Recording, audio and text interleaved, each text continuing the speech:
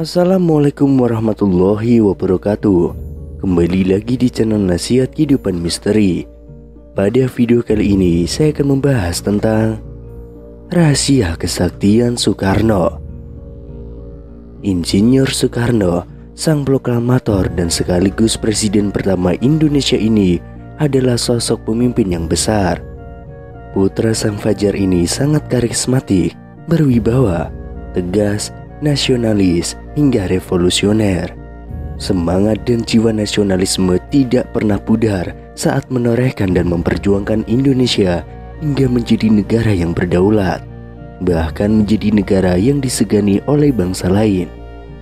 Meski sudah lama meninggal dunia, namun cerita tentang Soekarno selalu menarik untuk dikaji, termasuk tentang kesaktian yang dimilikinya.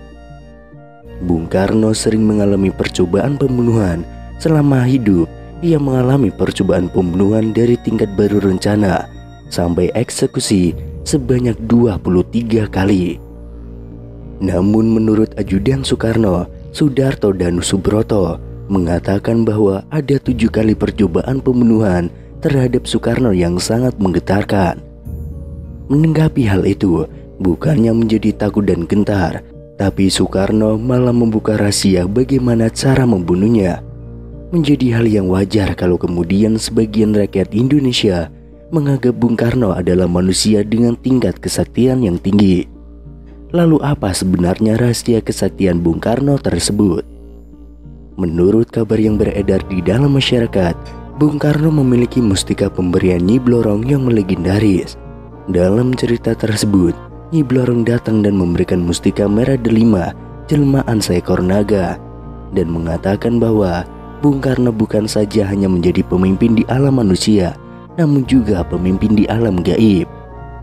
Tidak hanya Nyi Blorong, Bung Karno yang hobi dalam dunia supernatural ini sering bermimpi didatangi langsung oleh tokoh legenda dari alam lain seperti Kanjeng Sunan Kalijaga beserta Ibu Ratu Kidul dan Nyai Roro Kidul. Nah, benarkah Bung Karno juga merupakan manusia sakti? Dengan sejarah sedikitnya 7 kali luput, lolos, dan terhindar dari kematian akibat ancaman fisik secara langsung, menjadi hal yang jamak kalau kemudian sebagian rakyat Indonesia menganggap Bung Karno adalah manusia dengan tingkat kesaktian yang tinggi. Namun Bung Karno menampik jika lolosnya ia dalam berbagai percobaan pembunuhan bukanlah karena bantuan dari alam lain. Ia menukas normatif yang kurang lebih mengatakan bahwa mati hidup adalah kehendak Tuhan. Manusia mencoba membunuh, kalau Tuhan belum berkehendak ia mati, maka ia belum akan mati. Namun Soekarno membeberkan bagaimana cara membunuhnya. Menurutnya, rakyatnya lah yang membuatnya tetap hidup, sehingga untuk membunuhnya cukup menjauhkannya dari rakyat. Semua yang dicapai selama di dunia ini adalah karena rakyatku. Tanpa rakyat, aku tidak bisa apa-apa. Jadi tidak perlu senapan, bom, apalagi pesawat tempur hanya untuk membunuh seorang Bung Karno. Jauhkan saja aku dari rakyatku, maka aku akan mati secara perlahan-lahan, kata Soekarno. Benar saja, ayah dari Megawati Soekarno Putri ini selalu lolos meskipun dihujani granat bahkan bom dari pesawat tempur. Percobaan pembunuhan pertama terjadi pada 30 November tahun 1967. Presiden Soekarno datang ke perguruan Cikini atau Perci, tempat bersekolah putra-putrinya. Dalam rangka perayaan ulang tahun ke-15 Perci, granat tiba-tiba meledak di tengah-tengah pesta penyambutan presiden.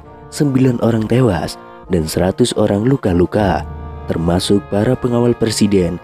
Namun Soekarno sendiri beserta putra-putrinya selamat. 3 orang ditangkap akibat kejadian tersebut.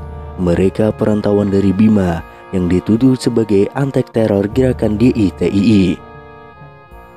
Percobaan pembunuhan kedua terjadi pada 9 Maret tahun 1960. Tepat di siang bolong di Istana Presiden, dihentakkan oleh ledakan yang berasal dari tembakan kanon 23 mm pesawat MiG-17 yang dipiloti oleh Daniel Munkar. Munkar adalah letnan angkatan udara yang telah dipengaruhi oleh Permesta. Kanon yang dijatuhkan Maunkar menghantam pilar dan salah satunya jatuh tidak jauh dari meja kerja Soekarno. Untungnya Soekarno tidak ada di situ. Soekarno tengah memimpin rapat yang ada di gedung sebelah Istana Presiden. Pada April tahun 1960, Perdana Menteri Uni Soviet saat itu, Nikita Khrushchev, mengadakan kunjungan kenegaraan ke Indonesia.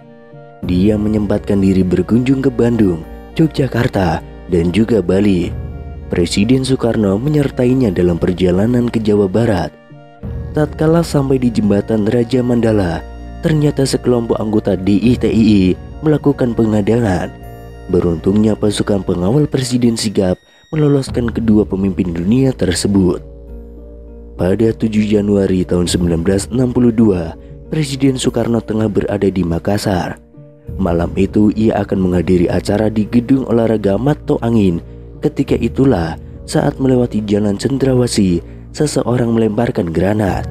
Granat itu meleset, jatuh mengenai mobil lain. Soekarno selamat. Pelakunya Serma Markus Latuperisa dan Ida Bagus Suryatenaya divonis hukuman mati. Selain itu, percobaan pembunuhan terjadi pada 14 Mei 1962. Bahrum sangat senang ketika berhasil mendapatkan posisi duduk pada saf depan dalam barisan jamaah sholat Idul Adha di Masjid Baitur Rohim. Begitu melihat Soekarno, dia mencabut pistol yang tersembunyi di balik jasnya. Moncong lalu diarahkan ke tubuh Soekarno, namun apalah daya jarinya keluh.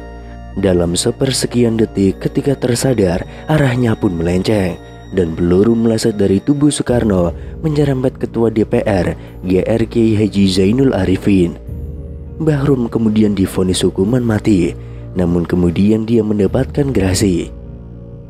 Dari kesemuanya, Bung Karno tetap selamat, tetap sehat, dan tidak gentar. Dia terus saja menjalankan tugas kepresidenan dengan segala konsekuensinya. Dalam salah satu pernyataannya di biografi yang ditulis oleh Cindy Adams, berkomentar tentang usaha-usaha pembunuhan yang dilakukan terhadapnya. Namun pengakuan Bung Karno terhadap cara untuk membunuhnya ternyata menjadi perhatian publik bagi mereka yang ingin membunuh Soekarno. Kekuatan Bung Karno adalah rakyatnya, dan dia hanya akan mati jika dijauhkan dari rakyatnya. Situasi politik berbalik menempatkan Bung Karno pada stigma yang buruk. Gerakan demonstrasi mahasiswa yang didukung oleh militer, pemberitaan media massa yang dikontrol Soeharto membuat Bung Karno semakin terpuruk. Usai ia dilengsarkan oleh sidang istimewa MPRS, kemudian ia diasingkan di Bogor, kemudian disekap di Wisma Yaso, Jalan Gatot Subroto. Ia benar-benar menjadi pesakitan. Yang paling menyakitkan adalah karena dia benar-benar dijauhkan dari rakyatnya, rakyat yang menjadi nyawanya. Dengan cara itu pula, persis seperti apa yang dia utarakan, Bung Karno akan wafat jika dijauhi oleh rakyatnya.